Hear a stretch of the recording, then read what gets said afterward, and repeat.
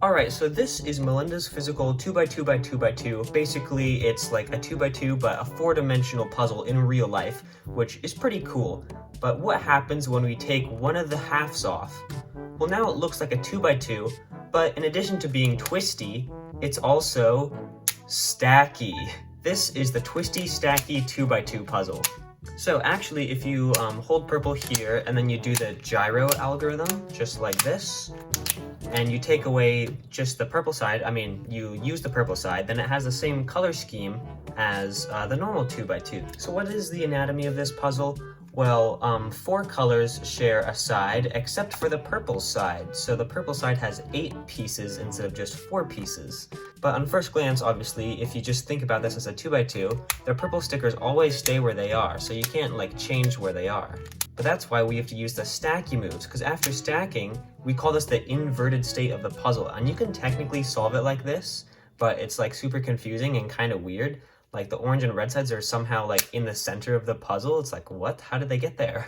So the normal 2x2 has 3 million different scrambled states, but this thing I calculated to have 180 billion. So 3,180 billion.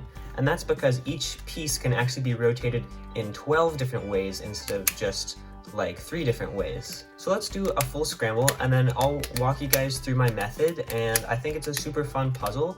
I tried speed solving this. I got an average of 28 seconds, I think. It's really hard, but super fun. I also coded hypercube on our Hypercubers Discord server to generate scrambles for this puzzle. So if you want to speed solve it using CS Timer, then go do that.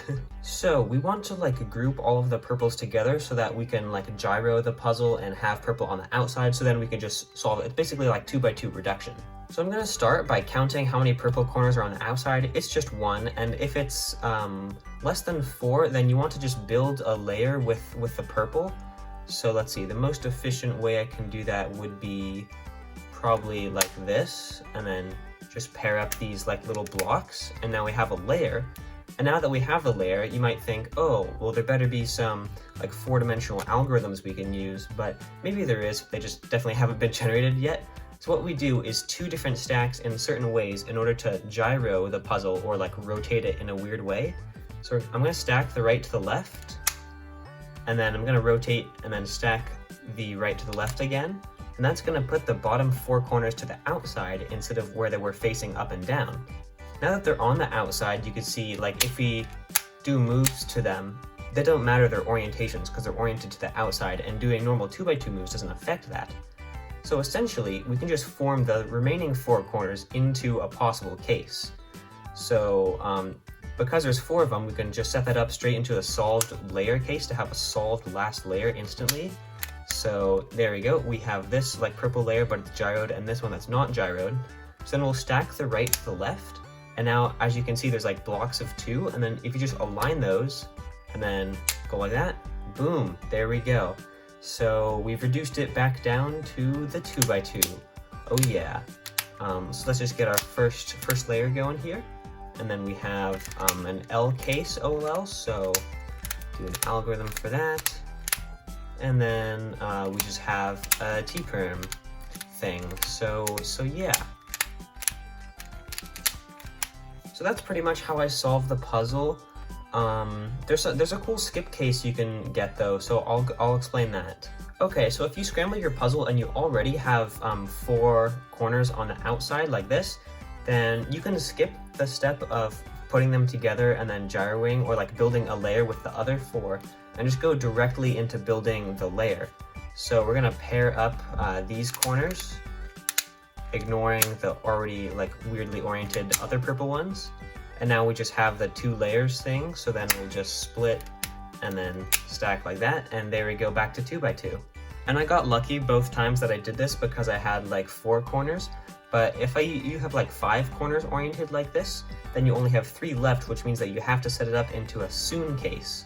So you can do that like this, no, like this, no, like this. See, and now the corners are still oriented, and then these we've just set up into a soon case. So now let's stack over, and then these are oriented like this, and then we just have that soon case, but it turned into an anti-soon because it's kind of mirroring it. I don't know. And now we have those two layers, so we can like slice and then boom. And then just solve like 2 by 2. And if you're not careful, it is actually possible to end up with a single corner twisted in place. But you can't have it twisted in place like this, where just 3 stickers need to cycle around each other. You can only have it twisted in place in such a way like this, where 2 stickers need to swap and another 2 stickers need to swap. So it's like a corner twist, but like super weird. So just watch out for that. We call this the mono twist. And I'm gonna end off the video with just like a random speed solve, cause why not? It's kind of a fun puzzle. So if you own Melinda's 2 by 2 by 2 by 2, why not give it a shot? It's the Twisty, Stacky 2 by 2. Super fun. Okay.